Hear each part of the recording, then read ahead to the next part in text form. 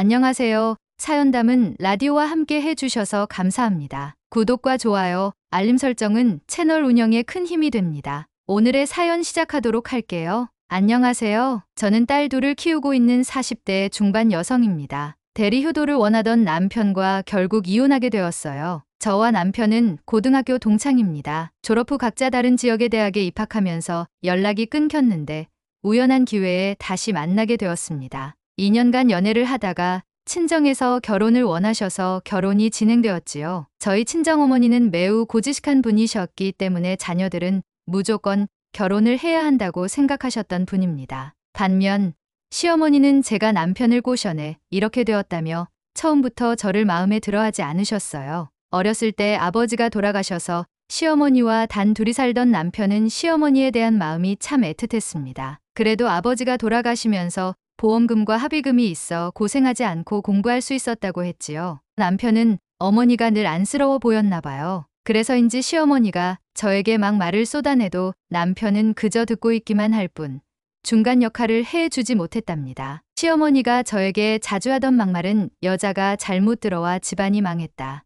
아니면 우리 귀한 아들이 여자 잘못 만나서 이상하게 변했다. 앞으로 나 보고 살 생각은 하지 마라. 늘 이런 식이셨죠? 처음엔 제가 못난 사람이라 이런 소리를 듣고 있구나 싶었어요. 그러다 이혼해야겠다는 생각이 들기 시작했지만 그땐 이미 아이들이 있어서 그 결정도 쉽지는 않았습니다. 그 이후로는 저도 내성이 생겼는지 시어머니의 말씀을 한 귀로 듣고 한 귀로 흘리게 되는 경지에 도달하게 되었어요. 원래 제 성격이 담담한 편이기도 해서 속으론 울화가 치밀어도 그냥 조용히 넘어가곤 했습니다. 애틋한 모자 사이에 기어이 들어가 스트레스 받고 싶지도 않았고 맞벌이하며 애들 키우는 것도 힘든데 그런 거 신경 쓰고 싶지 않아졌거든요. 그런데 작년 6월쯤부터 시어머니한테 자주 연락이 오기 시작했어요. 매번 하시는 말씀이 여기가 아프고 저기도 아파 죽겠다. 그런 이야기들 뿐이었습니다. 시댁은 저희 집에서 차로 30분이면 갈 수 있는 거리에 있어 아프다고 연락하실 때마다 가서 병원에 모시고 가려고 한답니다. 그런데 병원에 가자고 하면 역정내시며 싫다고 하세요. 그런 상황이니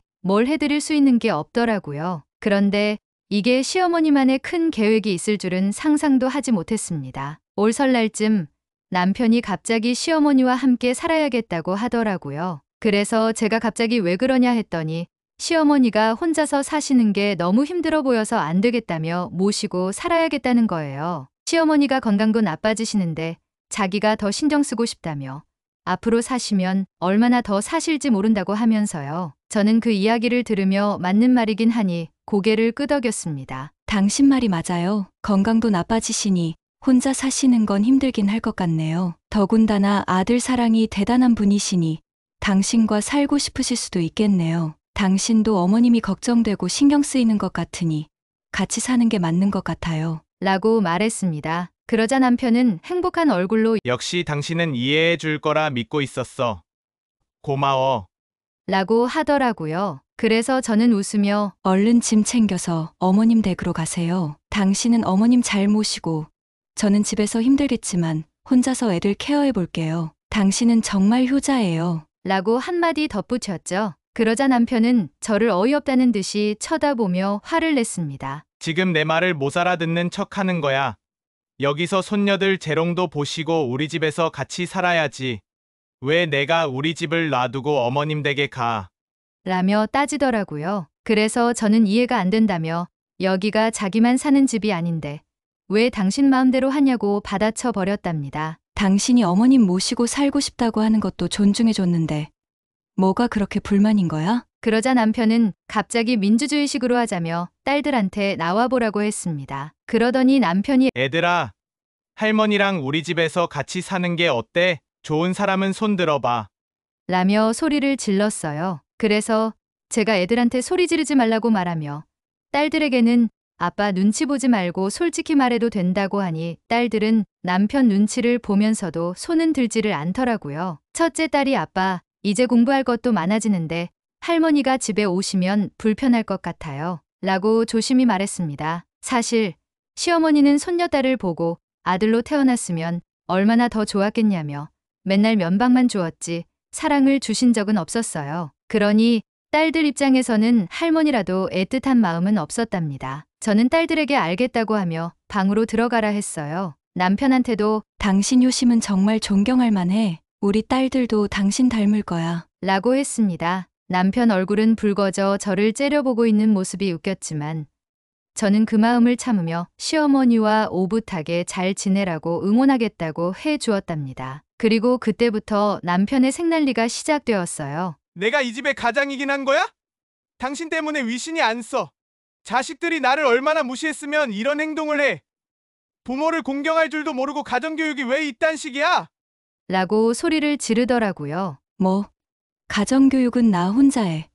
그리고 당신이 모시고 싶대서 모시라고 한 건데 왜 그렇게 화를 내는 거야? 라고 말했습니다. 사실 저도 남편이 필요하고 딸들에게도 아빠가 필요하지만 본인이 시어머니와 살고 싶다고 하니 기꺼이 양보해 준 것인데 왜 그러는 건지 이해가 되지 않았습니다. 시어머니가 우리 딸들을 별로 예뻐하지 않으시고 보고 싶다고도 하지 않으시니 아이들과 한 집에서 지내게 하는 것이 힘든 일이었어요. 시어머니에게는 남편밖에 없으니 남편만 가면 될 거라고 말했지요. 그러니 남편의 본심이 튀어나왔습니다. 내가 어머님 댁에 혼자 가서 뭘 어떻게 해?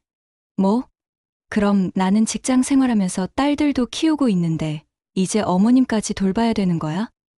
나는 그렇게는 못해. 당신 어머님은 당신이 챙겨. 라고 했습니다. 친정부모님도 편찮으신 곳이 많아 챙겨드려야 하는데 시어머니를 모시고 살면 그것도 힘들 테니 절대 안 된다고 했어요. 그날은 그냥 서로 했던 말을 하고 또 하고 답답한 대화만 주고 받았습니다. 제가 남편 말뜻을 못 알아들은 건 아니었어요. 남편은 며느리인 제가 자기 어머니 수발을 들어주고 밥도 챙겨주고 하면서 살고 싶은 건데 그 소리리는 못하는 것 같았습니다. 그러던지 말던지 저는 계속 모른 척 해버렸어요. 딸들에게도 아빠가 할머니를 돌봐드려야 해서 당분간 할머니 댁에 가서 살 거라고 말해주었습니다. 눈치 빠른 딸들은 알겠다고 했고요. 그리고 그 다음날 남편이 늦게까지 집에 들어오지 않더라고요. 평소에도 종종 술을 먹고 늦게 오는 일이 있었기에 또 친구들 만나 술을 먹나 생각했어요. 그래서 지금 어딨냐고 전화했더니 전화는 받지 않고 문자로 시댁이라고 달랑 한 단어만 보내왔습니다. 문자를 보고 솔직히 웃었어요. 오늘 당장 갈 거였으면 짐이라도 챙겨가지 왜 그랬어? 라고 답장을 보냈는데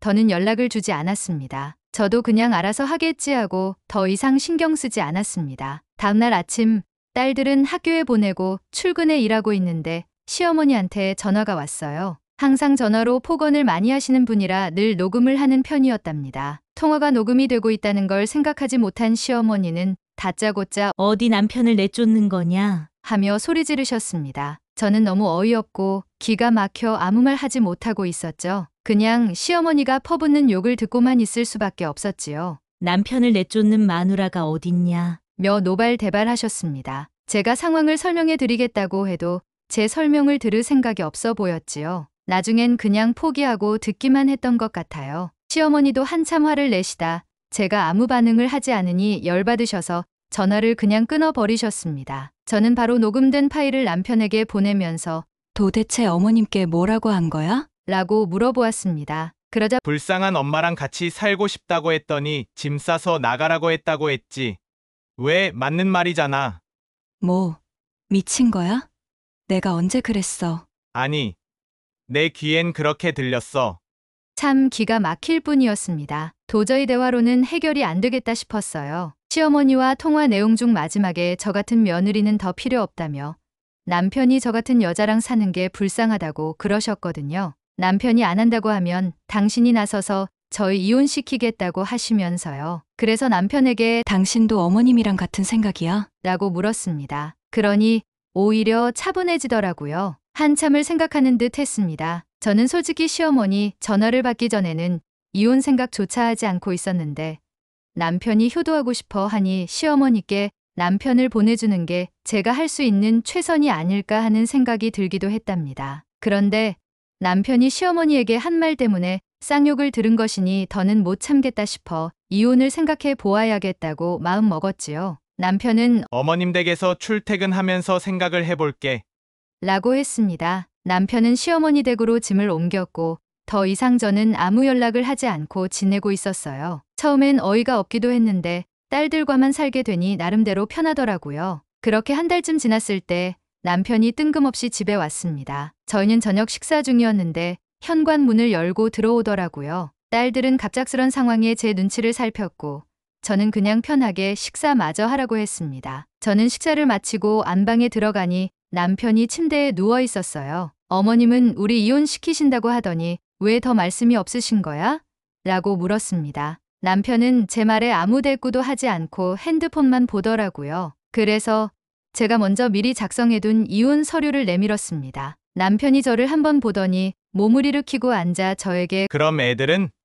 묻더라고요. 저더러 애들 이제 안 보고 살 수 있냐면서요. 그래서 이제 애들도 다 컸으니까 애들 의사에 따라보고 싶어. 가고 싶다는 대로 보내야지. 라고 했습니다. 저를 따라가면 제가 잘 키우면 되고 남편을 따라가면 어머님이 잘 키워주지 않겠냐며 덧붙여 말했지요. 어차피 재산 분할할 건 많지도 않으니 법대로 나누면 되고 이혼의 원인이 시어머니의 반복되는 폭언이라고 생각하니 시어머니께도 위자료 청구 소송을 할 거라고 했습니다. 남편은 당황한 듯 저를 쳐다보며 진짜 끝까지 가보자는 거야? 뭐 하는 거야?